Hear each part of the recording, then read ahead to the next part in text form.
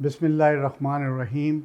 अस्सलातु वस्सलामु अलैका या सय्यदी या रसूलुल्लाह वला आलिका व अस्हाबिका या सय्यदी या ख़ातमन नबिय्यीन। आज सबसे पहले सच पैगंबर के नाम से आज पहला प्रोग्राम है जो हम पाक टीवी चैनल से करने जा रहे हैं, और मुझे ये पाक टीवी 47 चैनल ने ये एज़ाज़ दिया है कि सच पैगंबर के नाम से इस प्रोग्राम को मैं होस्ट किया करूं और आपकी खिदमत में हाज़िर हुआ करूं।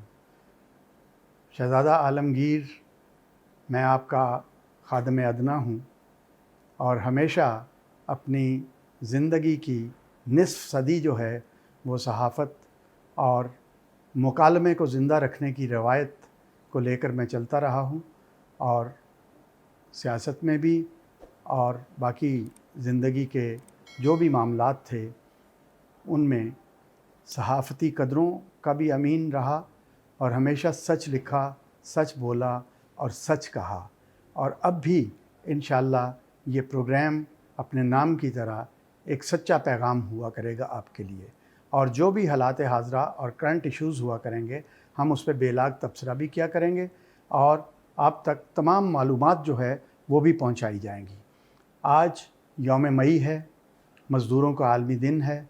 सबसे पहले हम शिकागो के उन शहीदों को ख़राज अक़ीदत पेश करते हैं, सलाम पेश करते हैं, और अपने मुल्क के अंदर बसने वाले तमाम मज़दूरों को जो है वो आज मैं सलाम पेश करता हूँ कि इस वबा की वजह से आज जो बेरोज़गार भी हैं और हमेशा की तरह वो माली मसाइल का भी शिकार रहते हैं, उनको उस तरह से मुआवज़ा नहीं दिया जाता जिस तरह से उनका हक़ होता है। और यहाँ वो मुझे एक शेर उनके लिए, तू कादिर मुतलिक है मगर तेरे जहाँ में हैं तल्ख़ बहुत बंदाए मज़दूर के औकात। और यहाँ का जो आजर है जिसके लिए मज़दूर कमाता है वो मज़दूर के पेट में नहीं जाता, वो उस आजर के पेट में जाता है, और मशीन की नाफ से जो कस्तूरी जो है वो मज़दूर निकालता है, वो मशीन मैन जो निकालता है, वो मिल ऑनर की जेब में जाती है, उसके पेट में जाती है, उसके ख़ानदान के पास जाती है, उसका मुआवज़ा मज़दूर को नहीं मिलता। इसलिए हमने हमेशा मज़दूरों के लिए जद्दोजहद जो है उसमें शामिल रहना है और उनके शाना बशाना हमने चलना है। अब दूसरा मौजू जो है आज हमारे पास जो है वो कल से जिस पर बहुत ज़्यादा बहस हो रही है वो कादियानियों के नेशनल अक़लीती जो कमीशन है, मिनॉरिटी कमीशन है, उसमें शमूलियत के हवाले से है। और उसमें एक अभाम पैदा हो गया है कि जब ये मुसव्वदा पेश किया गया आज से पहली कैबिनेट के इजलास में, तो उस वक्त इसको डेफर कर दिया गया। उसके बाद जो है वो एक बहस चल निकली, और मैं वज़ीर आज़म हाउस में एक चीज़ जो है कि मुसव्वदा अभी तैयार नहीं हो पाता, अभी वो जो है वो इब्तदाई मराहिल में होता है, लेकिन वो मीडिया और सोशल मीडिया और तमाम चैनल्स के ऊपर आकर वो जो है उसको डिस्क्लोज़ भी कर दिया जाता है और उसको तश्तज़बाम भी कर दिया जाता है, उस पर एक बहस भी शुरू हो जाती है। फिर हुकूमत को जो है वो तरदीद करनी पड़ती है, ईवान वज़ीर आज़म को तरदीद करनी पड़ती है कि अभी ये मुसव्वदा जो है जिस शक्ल में आप लोग इस पे बहस कर रहे हैं, अभी इस पे कोई इस तरह का मामला नहीं हुआ, लेकिन इस अभाम को हमें दूर करना होगा। ये कादियान जो हैं या कादियानी जो हैं, और अहमदी भी कहा जाता है, ये लाहौर की जमात है उसको अहमदी भी कहा जाता है, इसका जो आगाज़ है ये आज हमारी नस्ल को ये नहीं पता कि ये कादियानी कौन लोग हैं।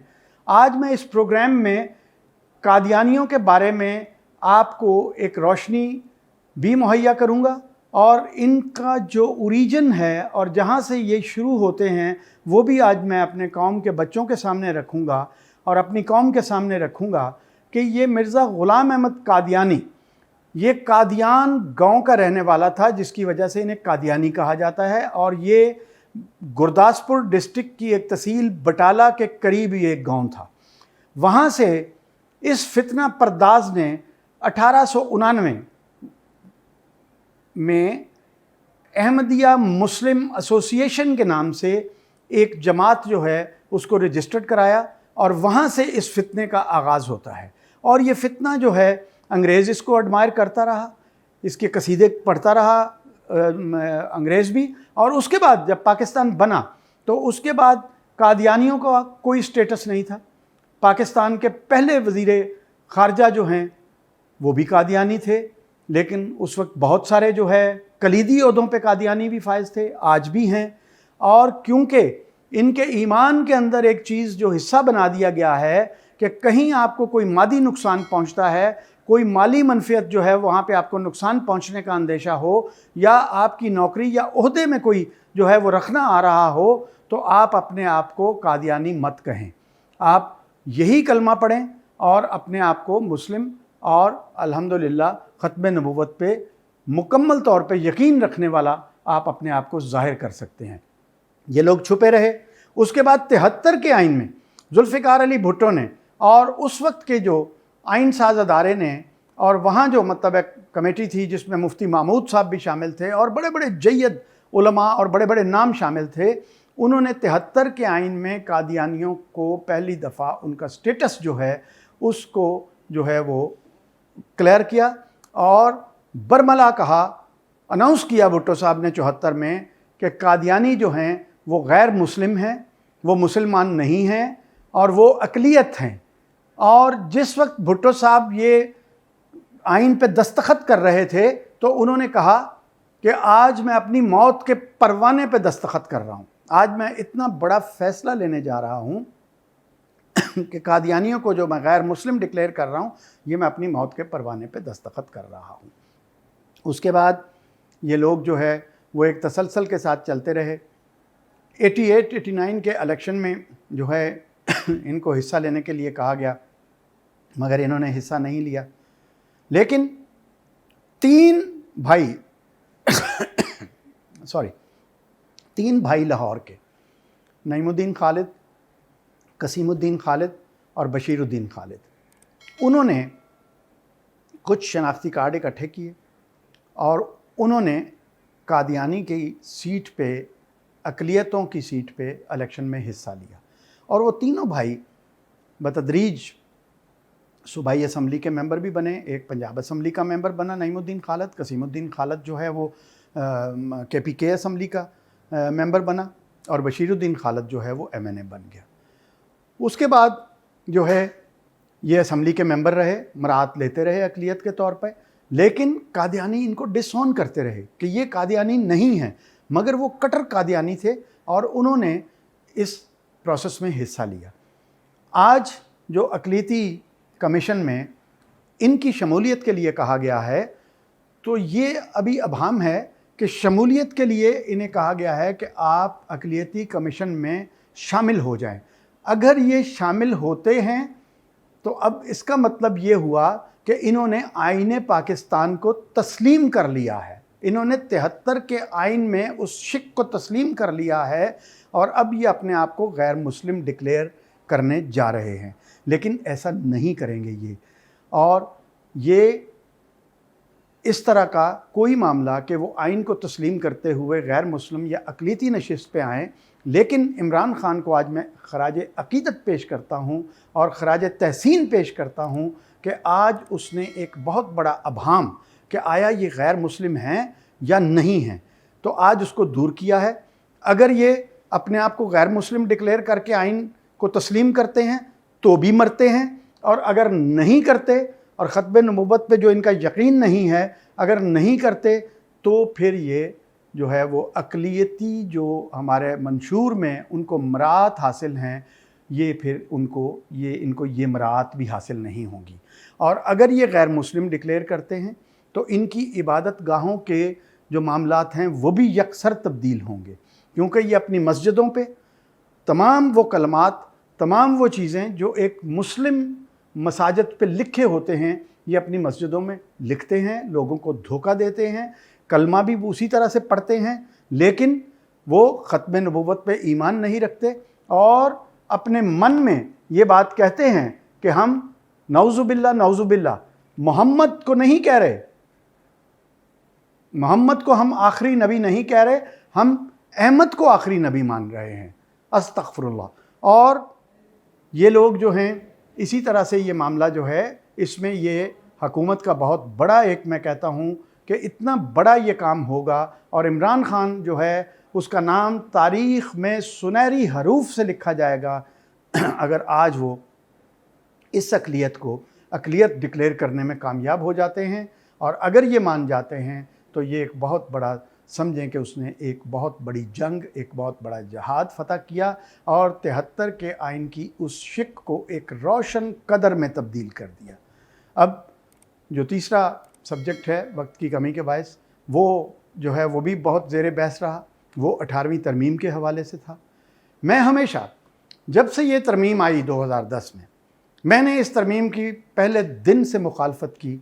जिस तरह मैंने बेनज़ीर मोहतरमा शहीद के कत्ल को जो है वो मैंने पहले दिन से जो है उसके तमाम जो करैक्टर्स हैं, उसके तमाम जो स्टेक होल्डर्स थे, उसके अंदर जो शामिल लोग थे, उनको मैंने तश्तज़बाम किया। उसी तरह से मैं इस तरमीम के ख़िलाफ़ जो है मैंने सदाए एहतजाज हमेशा बुलंद रखा। और मैंने ये कहा कि जिस तरह जनरल नकवी ने जो है वो डेवोल्यूशन ऑफ पावर का जो बनाया मुसव्वदा, उसमें उसने ज़िलों को मजबूत कर दिया और सूबों को कमज़ोर कर दिया। और चीफ मिनिस्टर का दफ्तर जो है वो तमस्खर बन गया और डिस्ट्रिक्ट नाज़म का दफ्तर जो है वो तमाम जो है वो सरचश्मा बन गया मामलात के लिए। और वो मीडिया में भी, प्रेस में भी, बाकी मरात के हवाले से भी और ताकत के हवाले से भी वो दफ्तर ताकतवर नज़र आया। तो वहाँ भी मैंने एहतजाज किया था, बल्कि जनरल नकवी से मेरी एक दफ़ा इस पर तू तकार भी हो गई इस्लामाबाद VIP लाउंज में। मैंने उसे कहा कि तुमने सिर्फ कराची के इंतज़ाम को जो है वो सिंध से अलहदा करने के लिए जो है और कोयटा के इंतज़ाम को बलूचिस्तान से अलहदा करने के लिए ये मुसव्वदा बनाया है। इसी तरह से आसफ़ अली ज़रदारी ने और नवाज़ शरीफ ने, एजेंडा था उनका कि पंजाब भाईजान आपका, सिंध मेरा।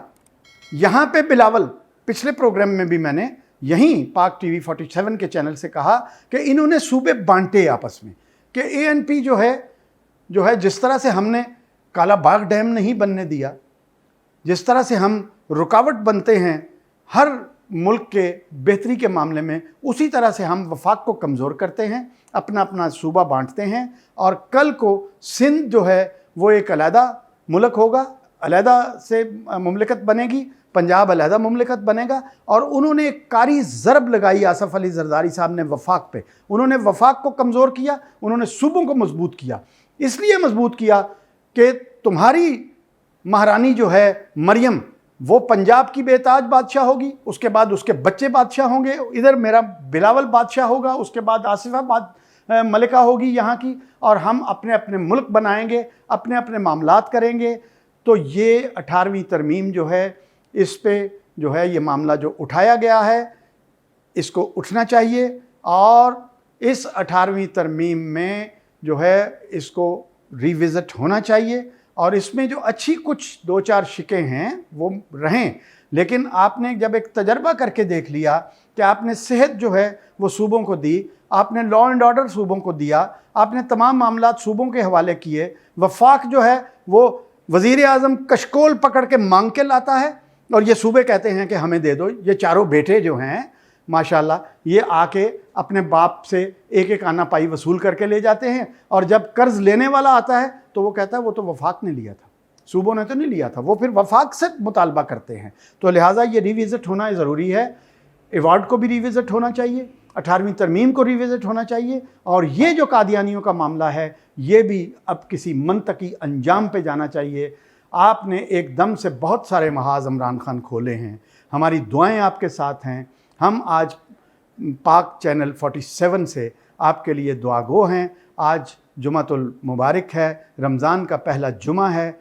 आप मुल्क और कौम के लिए जो कुछ भी कर रहे हैं और उसमें कुछ खामियां हैं, आपकी टीम जो है वो आपके साथ उस तरह से, जिस तरह उसको खेलना चाहिए, जिस तरह उसको चलना चाहिए, वो नहीं चल पा रही। लेकिन अल्लाह आपका हामी और मददगार हो। और हमारी इस दुआ के साथ कि आप जिन भी मामलात को छेड़ रहे हैं, जिन करप्शन के मामलात को छेड़ रहे हैं, आप उनको किसी मंतकी अंजाम तक पहुंचा सकें।